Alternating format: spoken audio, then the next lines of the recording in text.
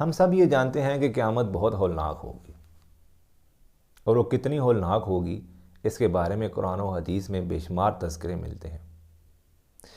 اس کی ایک مثال یہ لے لیجئے کہ ایک دفعہ امام جعفر صادق رضی اللہ تعالیٰ عنہ سے ایک واقعہ منسوب ہے کہ آپ کہتے ہیں کہ حضرت عیسیٰ علیہ السلام نے حضرت جبرائیل علیہ السلام سے پوچھا کہ قیامت کب آئے گی اور کیسی ہوگی۔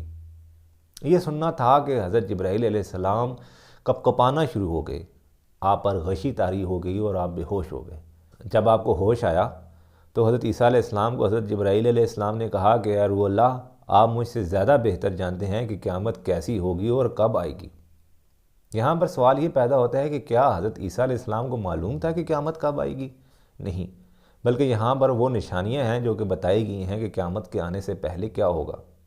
اب یہاں پر دوسرا سوال پیدا ہوتا ہے کہ جب تمام لوگوں کو معلوم ہوگا کہ قیامت کی نشانیاں پوری ہو چکی ہیں تو لوگ توبہ طائب کیوں نہ ہوں گے؟ اب ان دو سوالوں کا جواب جاننے کے لیے اس ویڈیو کو آخر تک دیکھیے۔ امام جعفر صادق نے جب یہ واقعہ سنایا تو اس کے بعد آپ نے قرآن پاک کی آیات تلاوت فرمائیں، جو کہ سورۃ الاعراف کی آیت 184 ہے۔ اللہ تعالیٰ فرماتا ہے، آپ سے قیامت کے متعلق سوال کرتے ہیں کہ اس کے قائم ہونے کا وقت کب ہے؟ تم فرماؤ، اس کا علم تو میرے رب کے پاس ہے، اسے وہی اس وقت پر ظاہر کرے گا۔ وہ آسمان اور زمین پر بھاری پڑ رہی ہے، تم پر وہ اچانک آ جائے گی۔ اب اس میں ایک اور روایت ہے کہ جو کہ امام جعفر صادق سے منسوب ہے کہ ایک دفعہ حضرت جبرائیل علیہ السلام نبی اکرم صلی اللہ علیہ وآلہ وسلم کے پاس تشریف فرما تھے۔ اچانک حضرت جبرائیل علیہ السلام نے آسمان کی طرف دیکھا تو آپ پر غشی طاری ہو گئی، اور آپ نے نبی اکرم صلی اللہ علیہ وآلہ وسلم کو کہا کہ مجھے اپنی آغوش میں لے لیں، مجھے اپنی پناہ میں لے لیں۔ نبی اکرم صلی اللہ علیہ وآلہ وسلم نے ایک دم جب آسمان کی طرف دیکھا جس طرف حضرت جبرائیل علیہ السلام دیکھ رہے تھے، تو آپ نے دیکھا کہ ایک بہت بڑا فرشتہ جس کے پر مشرق سے مغرب تک پھیلے ہوئے تھے اچانک نمودار ہوا۔ اس نے کہا کہ اے اللہ کے نبی، میں آپ کے پاس ایک پیغام لے کر آیا ہوں۔ آپ دو چیزیں ہیں، ان میں سے ایک چیز کو پسند کر لیں۔ آپ کو بادشاہت چاہیے یا نبوت چاہیے یا غلامی؟ حضرت محمد صلی اللہ علیہ وآلہ وسلم نے کہا کہ میں جبرائیل سے مشورہ کر لوں۔ آپ نے حضرت جبرائیل علیہ السلام سے کہا کہ مجھے اس بابت مشورہ درکار ہے، بتائیے میں کیا پسند کروں؟ تو حضرت جبرائیل علیہ السلام نے کہا کہ آپ نبوت اور غلامی کو ترجیح دیں۔ چنانچہ آپ نے اس فرشتے کو وہی جواب دیا۔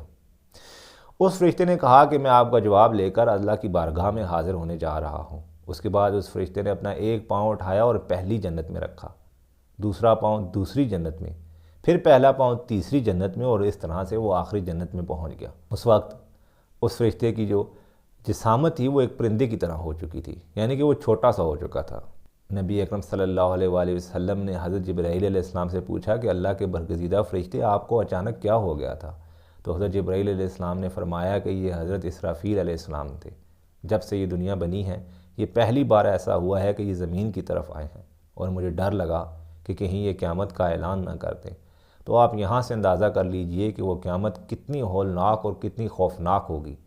اور یہی وجہ ہے کہ ہر جمعہ والے دن اللہ تعالیٰ کی تمام مخلوقات سوائے انسانوں کے اللہ تعالیٰ کا ذکر کرتی ہیں اور ڈرتی رہتی ہیں کہ شاید آج کے دن قیامت قائم نہ ہو جائے۔ تو سوال ہمارا پھر وہی بن گیا کہ کیا قیامت ایسے لوگوں پر قائم ہوگی جو اللہ کا نام لیتے ہیں؟ اس بارے میں ایک حدیث ہے کہ نبی کریم صلی اللہ علیہ وآلہ وسلم کا فرمان ہے، نیک لوگ یک کے بعد دیگرے گزر جائیں گے، اس کے بعد جو لوگ رہ جائیں گے وہ جو کہ بھوسے یا کھجور کے کچرے کی طرح کچھ لوگ دنیا میں رہ جائیں گے، جن کا اللہ پاک کی ذات کو کچھ ذرا بھی پرواہ نہ ہوگی۔ اسی طرح اللہ تعالیٰ سورۃ حج کی آیت 1:9 میں فرماتا ہے، اے لوگو اپنے رب سے ڈرو، بے شک قیامت کا زلزلہ بہت بڑی چیز ہے۔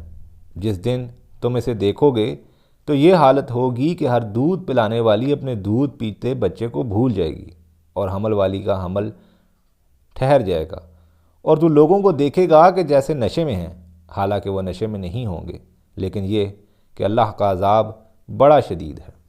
تو اس کا مطلب یہ ہوا کہ قیامت کے نزدیک جب قیامت برپا ہوگی وہ ان لوگوں پر قائم ہوگی جو بدترین لوگ ہوں گے۔ ایک حدیث میں ہے کہ جب اس دنیا میں اللہ کا نام لینے والا ایک شخص بھی باقی نہیں رہے گا تو تب اللہ تعالیٰ قیامت لائے گا۔ اب یہ دیکھیے کہ ایسا کیسے ممکن ہے کہ ایسی خوفناک اور بڑی اور بھاری چیز اللہ کے نیک بندوں پر قائم ہو؟ ایسا ہو نہیں سکتا، اور جیسا کہ کہا جاتا ہے کہ وہ اچانک آ جانے والی چیز ہے، یہاں اچانک سے مراد یہ لیا جاتا ہے کہ جب قیامت نزدیک آئے گی تو لوگ بازاروں میں اپنا کام کر رہے ہوں گے۔ ایک شخص کپڑا خریدنے آئے گا، دکاندار اس کو کپڑا تول کے دے گا، اور اس کے بعد جب وہ کاٹ رہا ہوگا تو اس کو اتنی مہلت نہیں ملے گی کہ وہ کپڑا کاٹ سکے۔ ایک شخص کھانا کھا رہا ہوگا اور اس کے بعد وہ پانی پینے والا ہوگا، لیکن اسے اتنی مہلت نہیں ملے گی کہ وہ پانی پی سکے۔ مطلب تو یہ ہوا کہ قیامت پھر مسلمانوں کے اوپر قائم نہیں ہوگی بلکہ کافروں پر قائم ہوگی۔ اب یہاں پر دوسرا سوال ہے، اور وہ سوال اس سے بھی زیادہ اہم ہے۔ وہ سوال یہ ہے کہ جب تمام لوگوں کو یہ علم ہوگا کہ قیامت قائم ہونے والی ہے اور تمام نشانیاں پوری ہو چکی ہوں گی، یعنی کہ دجال کا خروج، دجال نکل آئے گا، جوج مجوج باہر آ جائیں گے، حضرت عیسیٰ باہر آ جائیں گے، حضرت مہدی علیہ السلام باہر آ جائیں گے، تو پھر وہ لوگ آخرکار توبہ طائب کیوں نہ ہوں گے؟ تو اس کی مثال ایسے سمجھ لیجئے کہ جیسے حضرت سیدنا حضرت ابراہیم اور حضرت اسماعیل نے خانہ کعبہ کی تعمیر کی، اللہ تعالیٰ کا گھر بنایا، لیکن ہم نے دیکھا کہ کچھ عرصہ بعد وہاں پر 360 بت پڑے ہوئے تھے اور اللہ کا نام لینے والا کوئی نہ رہا۔ یہی حال اس وقت ہوگا۔ ان تمام واقعات کے بعد لوگ گناہ میں دوبارہ ڈوب جائیں گے، اور وہ ایسے ڈوبیں گے کہ کہا جاتا ہے کہ ایک شخص جو کسی مصیبت میں گرفتار ہوگا تو اس کو ایک بوڑھا بزرگ آدمی کہے گا کہ ہم نے اپنے بڑے بوڑھوں سے سنا ہے کہ لا الہ الا اللہ کہنے سے مصیبت ٹل جاتی ہے۔ تو وہ شخص یہ کہے گا کہ میں نے کسی سے سنا، لیکن پھر ایک ایسا وقت آئے گا کہ لوگ یہ بھی کہنا چھوڑ دیں گے۔ مطلب اللہ تعالیٰ کی توحید جو ہے وہ ایک وقت تک قائم رہے گی، یعنی کہ یہ دنیا اللہ کی توحید سے قائم ہے۔ یہاں پر ایک اور بڑے مزے کی ایک حدیث ہے کہ حضرت عائشہ فرماتی ہیں کہ اللہ تعالیٰ کے نبی، ایسا کیسے ممکن ہو سکتا ہے کہ آپ تو تمام جہانوں کے لیے اور رہتی دنیا تک کے لیے توحید کا علمبردار بن کر آئے ہیں، یعنی دین اسلام تا قیامت تک قائم رہے گا، تو پھر یہ کیسا ممکن ہے اور ایسے کیسے ممکن ہے کہ یہ تمام لوگ اس کو بھلا بیٹھیں گے؟ اس پر نبی کریم صلی اللہ علیہ وآلہ وسلم نے کہا کہ جب تک اللہ چاہے گا یہ دین قائم رہے گا، یعنی کہ اللہ کی مرضی اور منشا کے بغیر تو پتہ بھی نہیں ہل سکتا۔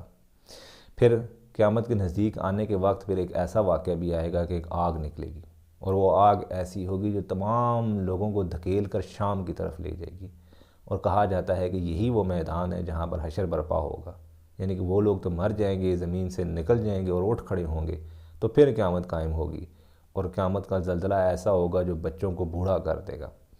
ایک اور حدیث جس میں کہا جاتا ہے کہ ایک جانور ہوگا جو زمین سے نکلے گا، جسے دابۃ الارض کہا جاتا ہے۔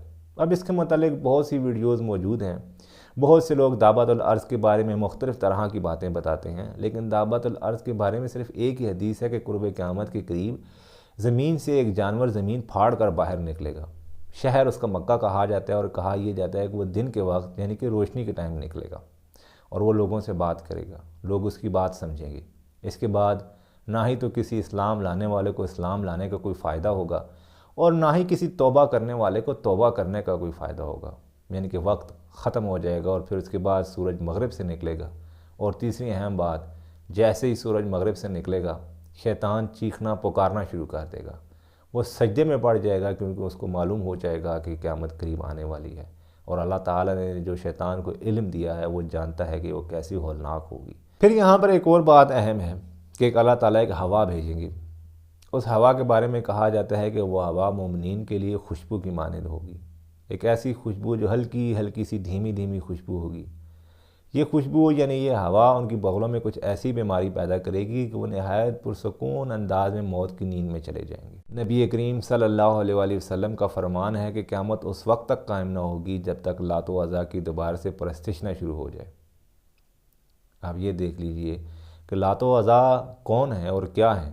اللہ تعالیٰ سے دعا ہے کہ اللہ تعالیٰ ہمیں اپنے نیک اعمال کرنے کی توفیق عطا فرمائے، ہدایت اور سیدھے راستے پر چلنے کی توفیق عطا فرمائے۔ جزاک اللہ۔